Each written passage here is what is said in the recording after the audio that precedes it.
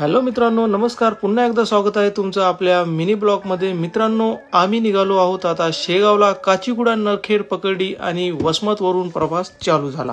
घरी सांगितले चाललोत आम्ही शेगावला. घरचे म्हणले मस्त दर्शन करून या. त्यानंतर घरचा आणलेला भाकरी तुकडा आम्ही AC मध्ये बसून मस्तपैकी खाला. त्यानंतर एक गाढ झोप घेतली. त्यानंतर हसत खेळत आम्ही गेलो. प्रवास हा चालू राहिला. त्याच्यानंतर आम्ही गेलो अकोल्याजवळ.